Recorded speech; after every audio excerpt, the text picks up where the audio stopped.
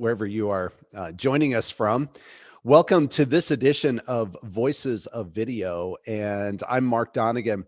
I have David Cook here from Radian Arc. David, welcome. Welcome. Good to see you. It's been a while since we chatted, and I'm excited to be here.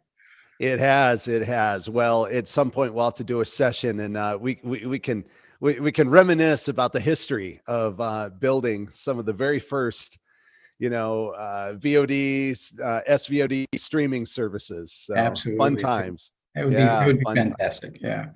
Yeah. That'd be a lot of fun. Well, let's dive in. This is a super exciting session, and I know that cloud gaming is obviously your core business, and that's what we're here to talk about today. It's something that's near and dear to NETINT's heart as well. So we are very well aligned with this subject. Yeah.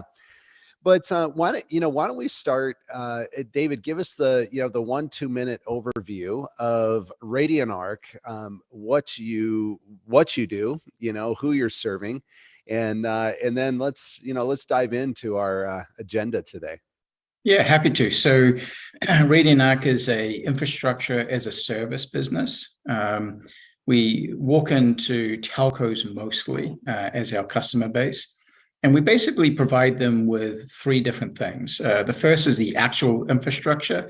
So think of that as being like a mini GPU farm that we actually put inside the telco network. The second thing we bring them is a range of applications, typically with application partners, people like Black Nut.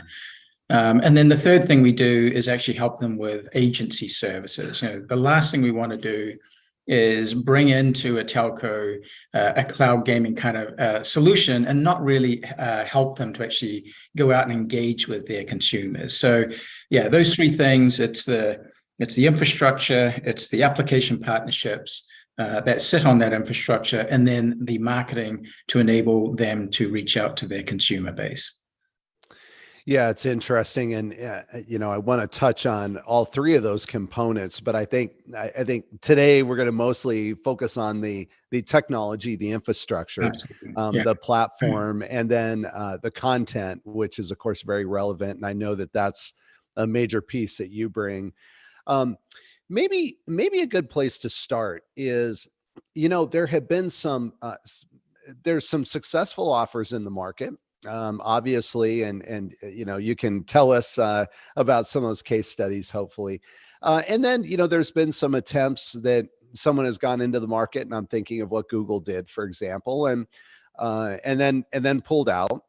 And so anytime that happens, especially when there's a new distribution format, a new technology being developed, there's those that stand around and say, hey, well done, you're like, this is new, this is cutting edge, it's the innovator, and then there's those who, with sort of furrowed brow, stand around and go, see, we told you this could never work.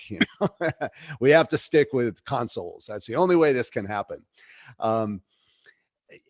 What are your thoughts around, first of all, where we're at in this whole shift, if you will, which I firmly believe, and I know you do, that gaming is going to go online.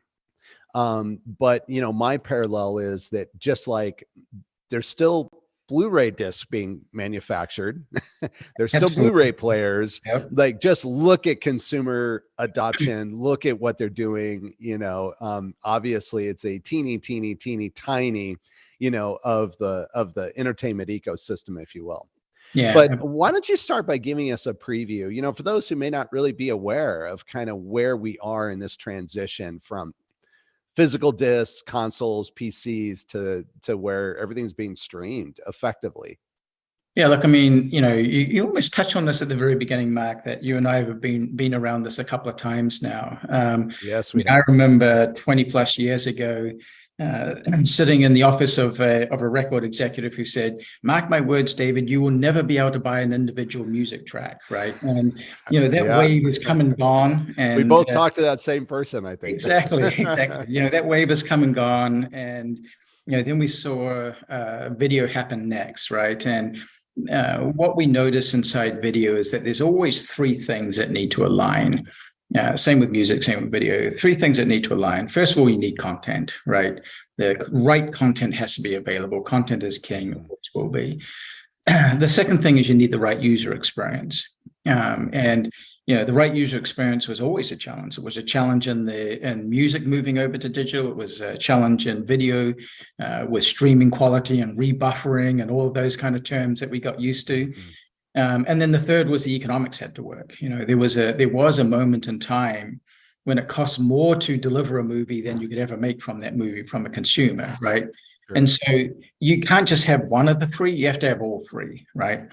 And the three have to come together at the same time. And I think what we feel like is that the ingredients of all three of those are ready right now. It may take a little bit more time for it to really gel, but they're ready right now. If you look at it, you go, clearly the body of content is always increasing. There's line of sight, I think, to significant move forward in terms of content over the next 12 months. I think in terms of the user experience, it really is, as we all know, in gaming, if bandwidth was the key ingredient in the user experience for video, then latency is the key ingredient in the user experience for gaming, right? And if you can really leverage the investments that are taking place in 5G, then there's something I think very unique there. And then the last part is the economics have to work. And the economics have to work in multiple markets, not just higher ARPU markets, and a lot of these developing markets as well. And so we look at it and we're not surprised that there would be a lot of stumbles that have happened along the way, because there hasn't been all three of those ingredients there until now. But we do believe that kind of the shift is happening where those ingredients are coming together. And so it's a fantastic and exciting time.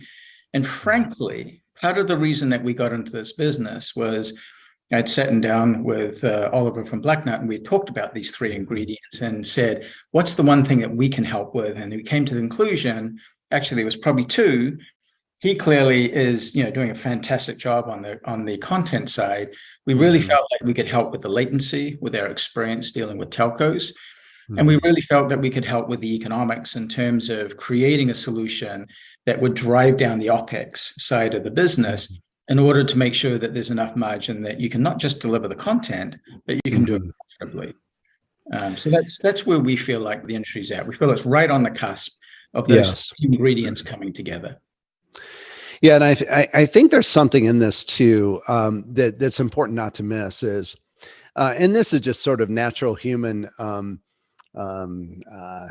behavior, I guess. I don't know. I'm not exactly the right word, but is it? We often think with innovation that it's not innovative unless you have flipped the entire paradigm that exists today into this new mode of working or operation or onto this new technology. So for example, we have to take all gaming experiences online or else it's not really transformative. Well, the reality is it no, you don't. And in fact, I think that's potentially, and I'm not, I don't have any inside views, so I might be totally wrong here, but Google was super ambitious, and I applaud them. That's basically what they tried to do with Stadia, right? Was to provide, their marketing promise, even though I think they never really got there with 4K 60 frames, but the marketing, process was 4K HDR 60 frames per second. I mean, by all rights, that's high-end console gaming experience, and do it streaming. Well, that is a huge heavy lift. There's this whole other part of the market that aren't the hardcore gamers that are just looking for a new entertainment experience. And so one of the things that, I'd be curious to get your perspective on is how much of the telcos bringing gaming onto their networks, how much is, them saying, oh, we think, and it's a little bit of a rhetorical question because I'm leading you to the answer, but you may disagree. But how much of it is, oh, we think that there's a shift happening, and just like we went from physical delivery with disc, and we went to streaming, the exact same thing's happening with gaming, so we want to be there. How much is that thinking, and how much is another line of thinking, which is say, look, consumers, with social media and TikTok and all the various, along with video, there's so many ways that they're entertained today. We just want to give them another option, which is on whatever device they're in front of, they could play games, which today, at least through their platforms, they don't do. You understand, like, kind of the line of thinking? So, I mean, is that what you're hearing, or is it that people are really there because they're looking to replace the console, the game console, that is? I think that's a very insightful observation. If you go back to the beginning of a statement, say, innovative for who, right? It may not necessarily be innovative for the guy who has a $3,000 rig with all of the latest pieces in it. But, for a kid who's in Latin America, Southeast Asia, who's been playing very low-end Android games, it's extremely innovative for him to suddenly be able to have access to catalogs of games he's never been able to play for. That's right. So I think you're hitting the nail on the head in terms of that observation. Awesome. Okay, let's talk about the platform, because I really think you did characterize it very well, in that, just as with video delivery and streaming, bandwidth, especially in the early days, was the constraint, both the cost of it and, frankly, just the bits. I've said this publicly, before, but I can remember when we were building Voodoo. And David, I think we crossed over right around the time you were building Cinema Now. And remember how we had to assume that our consumer had 768 kilobits. And it was becoming more dominant to get like 1.5 megabits. Woo, this is like broadband. And for the super techies who were willing to pay whatever it was, $200-$300 a month, in San Francisco, they could get 5 megabits, Right. But like, we had to engineer the services for like 768 kilobits. So bandwidth was a constraint. Now, I mean, bandwidth is always a consideration, and I'm not suggesting that that's like, quote unquote, a solved problem on the video side, but it's largely behind us. It absolutely is not a constraint, right? But now it's latency. Yes. So what I'd like you to do is describe for the listeners. I think you have a very interesting approach, because a lot of platforms today come to market built on a public cloud generally, or it could be a private cloud that, somebody's saying, hey, come onto our platform. We purpose built this, fine-tuned it, for this application. We're talking about cloud gaming. But you have a different approach, and I want you to describe that, because your approach is to put hardware into the network. And so describe architecturally what you do.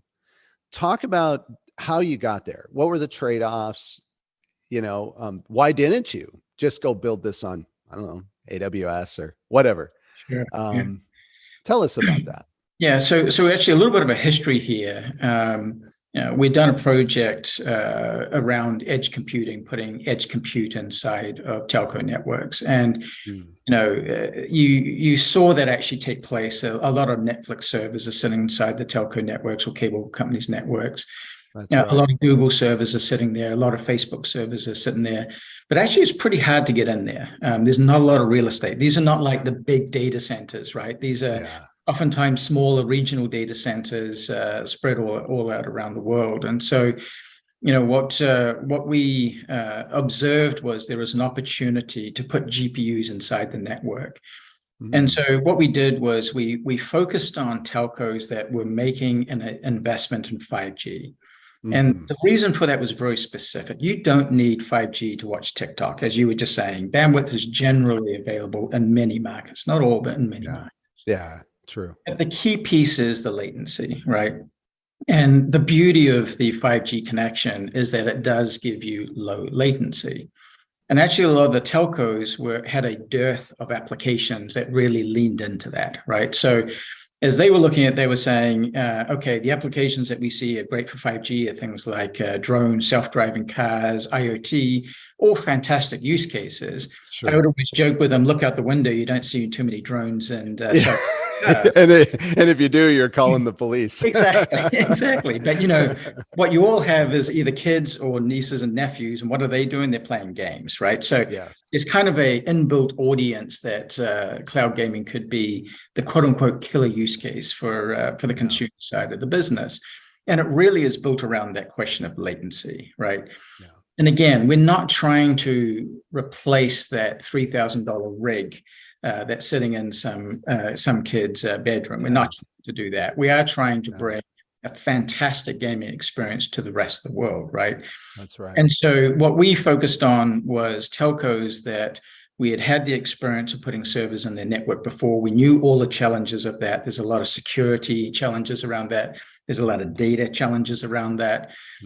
And we crafted a solution where we could go and put AMD GPUs inside the telco network.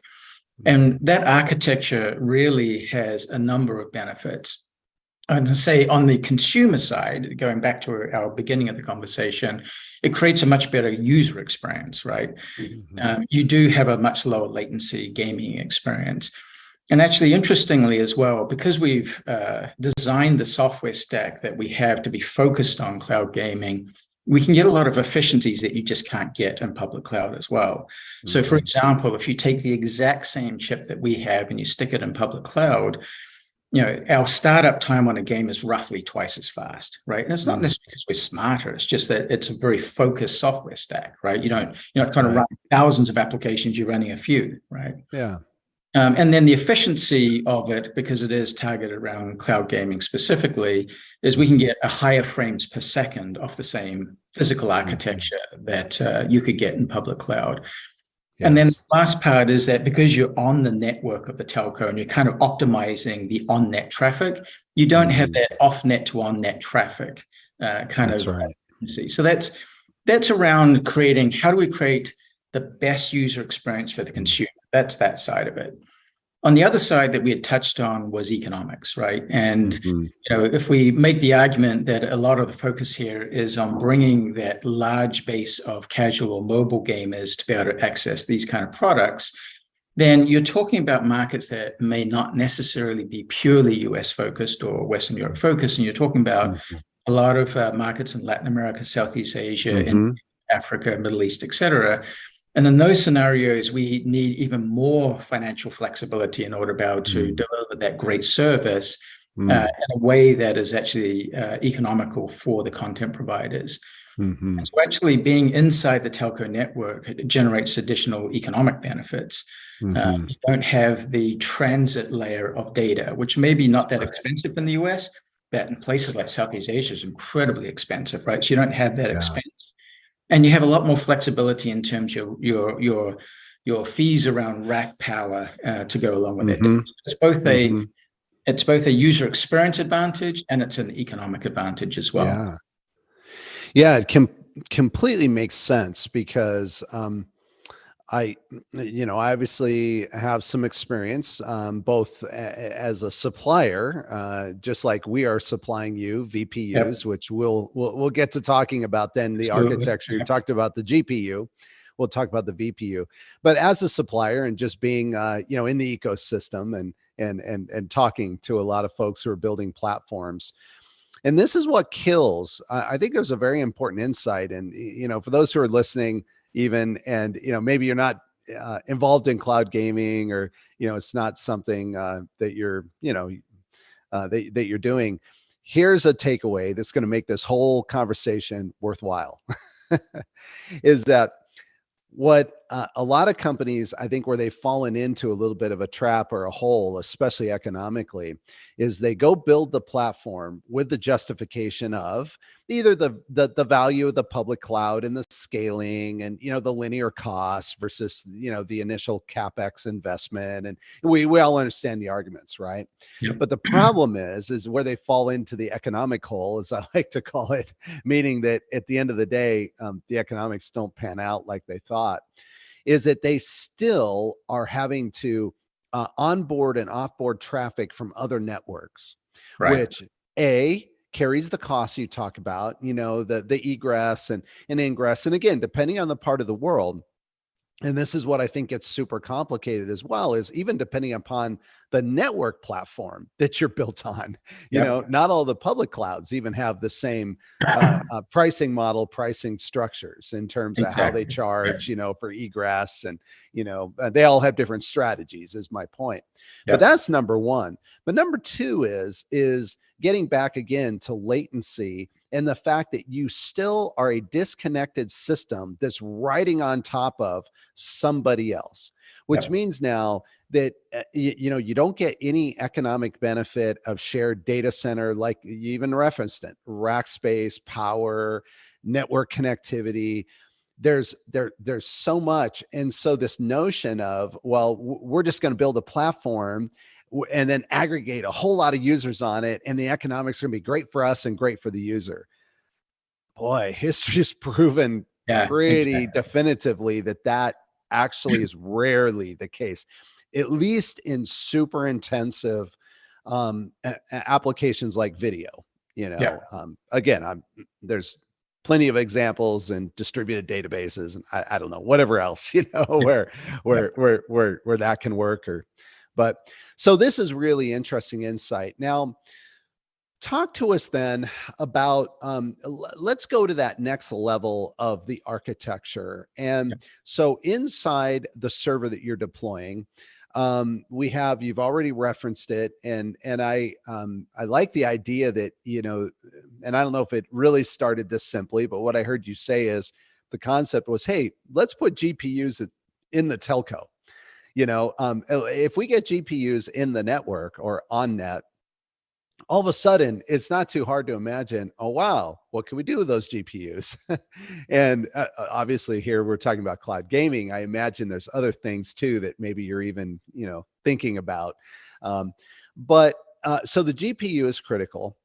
You're working with AMD. Do you exclusively use AMD, or do you use other GPUs? Like if someone came and said, hey, we're, for whatever reasons, we want to use the other guys, or like, or is your system tied to a particular GPU architecture? Great question. I mean, I would say technically, no, we can use anything, right? Sure. What we have, Again, that's always the answer to these kind of questions, right? yeah, but I Technically, think, no, but well, yeah. And so what I can say was that over the last couple of years, there's been a lot of supply chain constraints, right? yes, sir. And so the relationship that we've had with AMD has been fantastic because they invested in the company, and it's given us really great access to the GPUs at a time when you can't always get access to them, right? That's right. And so we've optimized, and the other thing we also believe in is standardization, right? Because you're already dealing with a plethora of different networks. We have 63 telcos around the world now that we have deals with. Every one of those networks is slightly different. So what we've really tried to do is standardize on the bill of materials, standardize on the BOM. Because that standardization has really allowed us to be efficient in the supply chain at a time when there are supply chain challenges.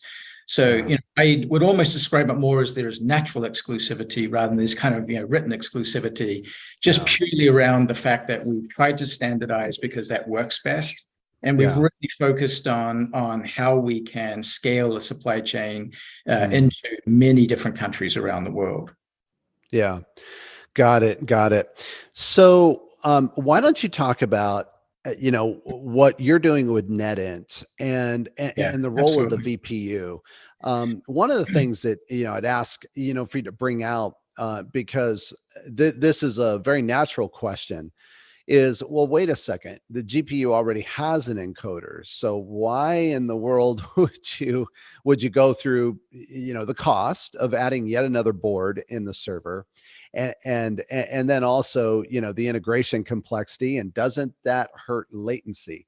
So why don't you, talk about architecturally then where the VPU, that is the video processing unit, fits in with the GPU to deliver, presumably higher density, right? More Yeah, streams per that pop. last sentence was the key piece, right? It's all Yeah. about density, and Yeah. actually, that's even more important in the telco network because there isn't a lot of rack space on net at a telco. Like I say, these are not the huge data Yeah. centers centers that we see in the US and other places. Oftentimes, these are very small data centers with very limited amount of rack space. So for us, the density is incredibly important because, it's not like we say, oh, just add another rack, right? So I'll break it down into a couple of areas. One is that we definitely believe that by splitting out the rendering versus the encoding, that on the encoding side, we can just be more efficient,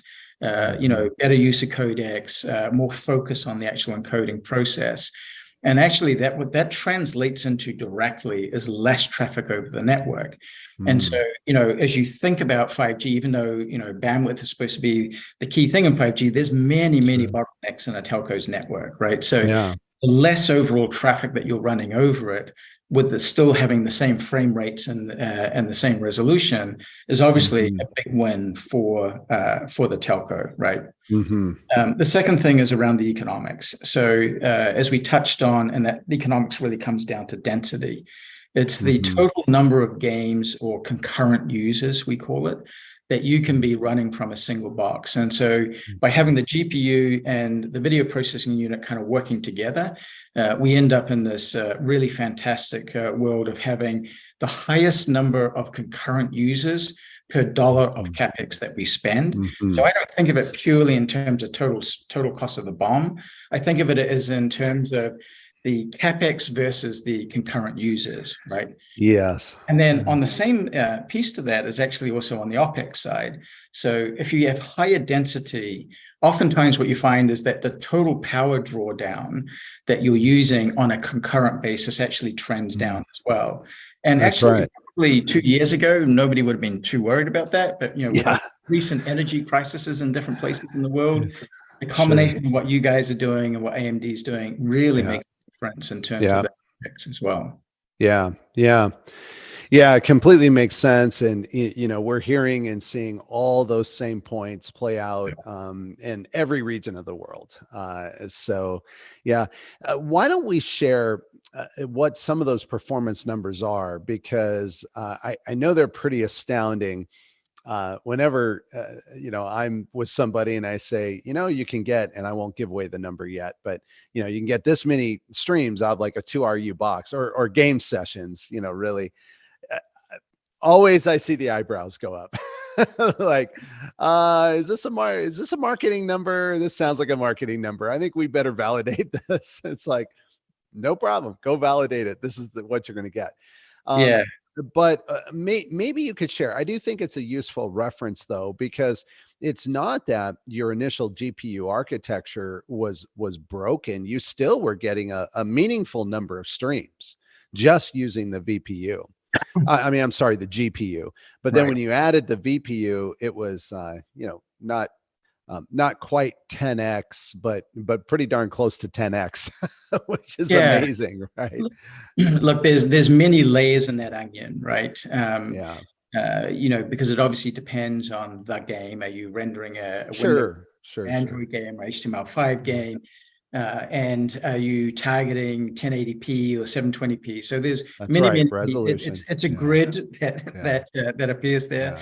But look, I mean, for us, I think you kind of hit the nail on the head that we're generally trending with the combination of your cards and the rest of our architecture together, ending up in the box being able to deliver in the hundreds of streams versus in the tens of streams, right? And that's the kind of order of magnitude that we're talking about. It's nearly 10x, by adding the VPU. So one of the obvious thing I'd say is that there is no latency increase in that, because the team had done a fantastic job of writing drivers together with AMD and others that allows us to do that direct copy, right? And so when you put that in place, you're not going from here out over there coming back. So that's right. Latency actually is fantastic. It's made no side. And so for those who are wondering about, well, how does this integration work when there's finite capacity on the bus, even though the bus inside the server, NVMe is super fast. PCIe 4, it's super fast, right? These are super highways. These are autobahns, but still, you can only fit so many cars on the autobahn. So there's still capacity there. What's unique about this architecture, and that is the GPU working with the VPU. And for those who, some of this terminology may be not completely familiar, VPU is a category that NETINT is pioneering, and it's an ASIC. So this is a purpose-built ASIC for video encoding, transcoding, video processing functions, even going all the way to AI. The second generation chip actually runs really pretty much all of the major AI and machine learning frameworks. So super, super powerful. And because this is a lot more than just a silicon encoder, it really made more sense to build a standalone category that is named appropriately, video processing unit, VPU. So when we say VPU, that's what we're talking about. Right. What the NETINT engineering team has done is, along with AMD, and this is possible, potentially across other platforms as well, but right now it's primarily AMD GPU that's supported, is built a mechanism for peer-to-peer DMA transfer between the two cards. So what happens is literally the rendering engine, so the GPU, outputs a frame in memory. The VPU, so the NETINT ASIC, is able to pick up that frame in the memory, so it does not even hit the bus on the server. And that's why we can just get this tremendous density that David just referenced. In terms of the number of streams, it's nearly linear just by doing the math with resolution. So a couple hundred, what we're seeing as a very common benchmark is 200 720p 30 game sessions on a very, this isn't a low end 2RU server, but this is by no means a Cadillac. This is not one of those $60,000 boxes. This is an affordable and accessible server. So if you just do the math, 720, you roughly cut that in half and you can get to about 100 1080p, and then just continue to cut if you want to say, well, what would 4K be? But it's just absolutely astounding performance numbers. So, and again, no latency. So there's no downside. Yeah, exactly. Yeah, that's great. Let's talk, we have a few minutes left here. And then, by the way, feel free to put questions in the chat. Our producer is standing by, and we'll do our best to monitor here and get to them. So, so let's talk about the publishing side, because you referenced this at multiple points that, all this great architecture is fun to build and it's cool, but if you don't have games, if you don't have content, you certainly don't have an offer. You don't have a service. So what is involved? How are you getting your content? Let's just start there. Are you going off and doing direct deals? Have you partnered with somebody? What does that look like? Yeah, so we're very happy and excited with our partnership with Blacknut specifically. So we focus on the architecture and helping with the economics and building relationships with telcos, and then we partner with gaming as a service platforms that go and bring the content. Our observation is that this is very similar to the same trends that you and I were just talking about in music 20 years ago, video about 15 years ago, that the quality of the content and the volume of the content is continuing to increase. And I really don't think that 18 months from now that there'll be basically any content you can't get in cloud gaming. It's a little bit of a Yeah. bold statement. We always know there's Yeah. holdouts, but generally speaking, I think that the tone and the attitude towards cloud gaming is changing, right? Hmm. And a part of that is because the historical model was really around the addressable market of a platform, right? How Hmm. many of the latest Xbox are out there? How many of the latest That's right. PlayStations out there? Or what's the addressable market of the high-end PC games, right? And Yes. even that's a Yeah. variable that has little pieces under it. Some games won't run on some cards, and et cetera, et cetera. So Exactly. Yeah. so even that's kind of fragmented, you could say, in a way. And it's a very understandable model, and it's very predictable for a game publisher to say, Hmm. I know my audience is X, I think I can get this much of that audience, right? Hmm. And Sure. if you look at what we're doing, we're saying, like, there's billions of other users, literally, that's not an exaggeration, there's billions of other Hmm. users that would like to be able to play some of these games but haven't been able. Hmm. And if we can open up that architecture to those publishers, it's a net new addressable market for them. Hmm. I think that's really Yeah. important, right? So Yeah. yeah, if you look at that, you go, the 63 telcos that we have signed up today actually represents a footprint of 2.5 billion consumers, right? I'm Mm. not saying we have capacity to deliver to 2.5 billion Sure. consumers, but Sure. that's the addressable market where all of those telcos have a 5G strategy. So their That's user base right. is shifting towards 5G. We're on net inside their network. And in many cases, we've done the billing integration to be able to open up the billing side of Mm. it. And we've Mm. actually done marketing integration to be able to target those users. So now Sure. when a publisher looks at that, they go, okay, I need to be able to think of this as my historic addressable market that I had on one of these platforms, but that Hmm. this is starting to develop to be a new platform with a Yeah. addressable market for them. Yeah, 100%. And I don't think we've mentioned this in this conversation yet, but it's certainly been implied. You've mentioned 5G multiple times. But uh, again, kind of the Western mindset for gaming is so console, big screen focused, and oftentimes that's the living room TV, the big 75-inch hanging on the wall or whatever. But sometimes it's just a really high end, like 32-inch gaming monitor, which in the scheme of monitors is a big screen, right? Right. But we just completely forget. I know you travel a lot, David, internationally with your work and family and all. I travel a lot, and I just have to sometimes slap myself upside the forehead and say, you know, um, almost every other part of the world is a mobile first market, Absolutely. where literally that phone in their pocket for many, many, many, many people, they do not have a computer at home. They do not use, at least in the traditional senses. Absolutely. Yeah. I'm not suggesting that that there's there's no computers in homes in whatever, Latin America or other parts of the world. But what I am saying is that it's a mobile first market. And you can just, you travel and you just look and you talk to people and you're like, wow, it's so different. They're not going home looking at a 75-inch TV hanging on the wall.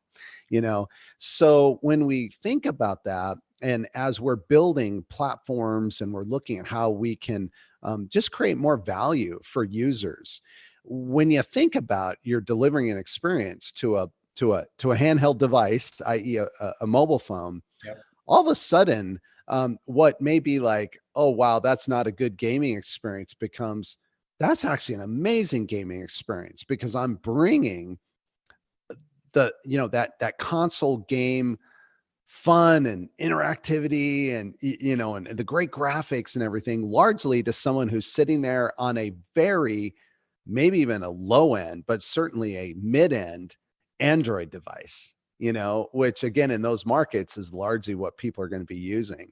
Yep. And the Absolutely. alternative is an app, is a game app, in other words, some sort of a native game that's just installed on the device that, let me tell you, is not going to be even a tenth of the overall, graphics capability, et cetera, because it's limited by the capabilities in that device, versus a video stream.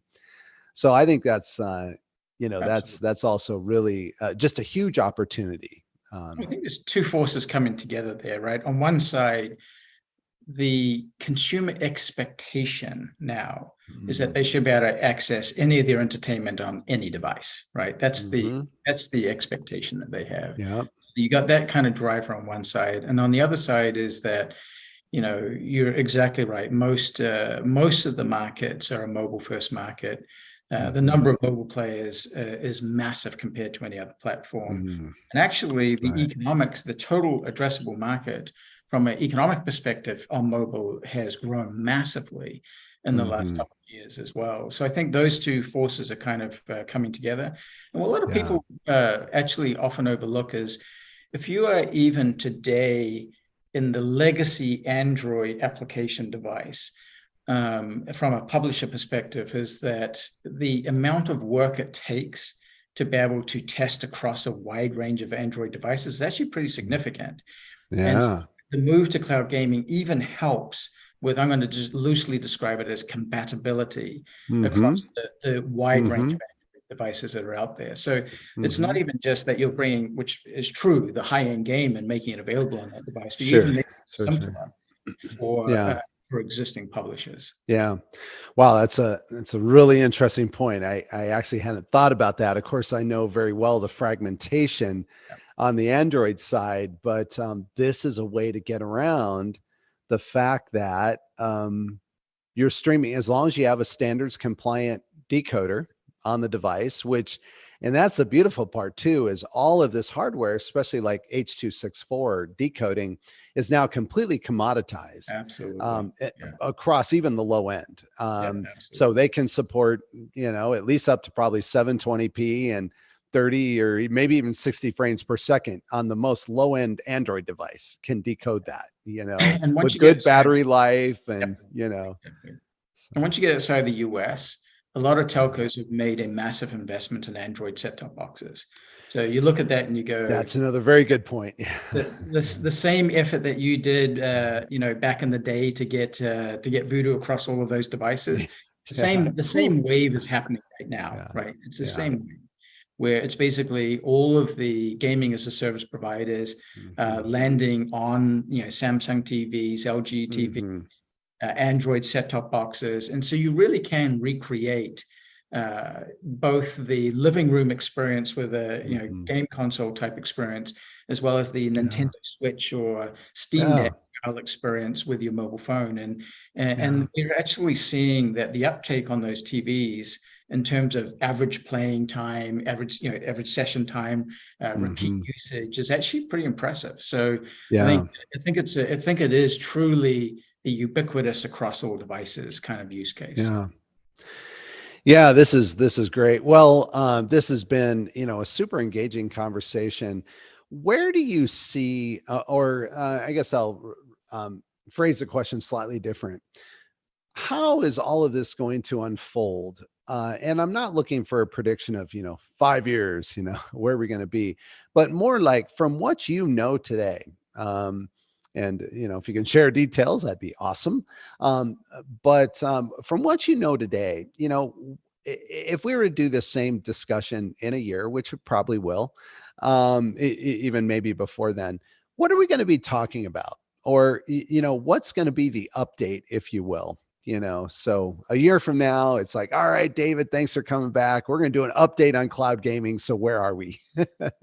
What do you think you'll be talking about? Look, I mean, if we go back to the same three that we started with, and we, said it's about content and content being king, it's about user experience, and it's about economics. I think we'll at least be able to make the argument that we'll be very close to being there, quote unquote, on the content side, right? I think that the availability of content will continue to increase. I think that you'll see that the early rollouts of 5G will be much more widespread. The percentage of the user bases inside the telcos that have 5G will actually be a lot higher. So the addressable market that can get that low latency will be a lot higher. And I think, together with the work that we're doing with you, I think that we will have moved the profitability point running cloud gaming into a lot more, lower ARPU markets. I think those three things are the three things that we see. But the last one, I think, is the most important. We've not spent a lot of time on, but I think it's very important, is that, one of the, I will say, I don't use the word complaint, but one of the challenges that people are pointed to with telcos is, will they actually be able to engage their user base, right? So in other words, you can build a perfect solution, but if you can't really engage the user base, you don't really have a viable business, right? Yeah. And so we are spending a lot of time actually working with the telcos. Think of it as like an agency service that I touched on at the beginning. And really what it's about is taking the data from the telco in order to be able to really target the right users and to drive down the customer acquisition costs so that your lifetime revenue. So if you think of it as, all of these pieces have to fit together, it's my lifetime revenue, which is experience, reducing churn. It's my customer acquisition costs and driving that down. And then it's the economics of actually delivering. All three of those have to work. And I really think that the next 12 months, I'll be able to look at you and say, hey, Mark, we really feel like that we've cracked the code on customer acquisition cost. So that we can actually walk into the telco and sell them a complete business model, right? Not just a complete experience, but a complete business model that includes the acquisition piece. That is super interesting. I think it's a great place to wrap up. I love that we touched during this discussion not just only on the technology and the content, which everybody would expect us to, but also the business model. It's something that increasingly I find myself, as I'm, whether I'm engaging directly with customers or I'm talking to, sort of industry analysts or even just peers, is finding myself more and more kind of saying, hey, wait. We're getting way too fixated on which technology is going to win, which codec, which this, which that. We're forgetting that at the end of the day, if money isn't being made, none of it matters. and so I really like the fact that that you're putting focus on that too. It seems obvious, right? If someone listened to us, they'd be like, well, yeah, duh. I mean, but I think it's natural tendency, right, to get lean forward on the technology, get super excited about what can be, how cool it is, how amazing, what we can do, versus someone else. But at the end of the day, if we don't build a market, if we don't get a user, if we don't do that in a super efficient way that we can scale and then monetize as we scale, it's all just demos. Yeah, look, I would describe it as this. Technology demos, that's it. Yeah. I describe it like this. I think we would summarize it from our side as, we start our discussion in the CMO's office, not the CTO's office. Even though we know we need to talk to the CTO. And of course. We start in the CMO's office because, the goal of the telco is sell more 5G connections. And so we really want a story that matches that. And then we also know that if there isn't a strong uptake from the consumer, there won't be a cloud gaming service in that telco 12 months from now. So we start in the CMO's office, and it's all about how to acquire customers. And then on the back end, they trust us to work with people like you. They trust me to partner with you to get the right technology, to get the right density, to get the right cost basis. But it's a conversation in the CMO's office. Yeah. What a great way to end. All right. Well, apologies if someone has posted a question, we didn't get to it. Obviously, feel free to DM, through the various channel, YouTube, LinkedIn, Facebook, wherever you're watching. Love to hear from you. And thank you again for listening to this week's edition of the Voices of Video. And thank you, David. We're super excited about what we're doing with Radian Arc with you. And we're going to be watching, your development together as a very active participant, by the way. So, yeah, Mark, thank you very much for having me on. And it's always good to chat with you. Likewise. Thank you.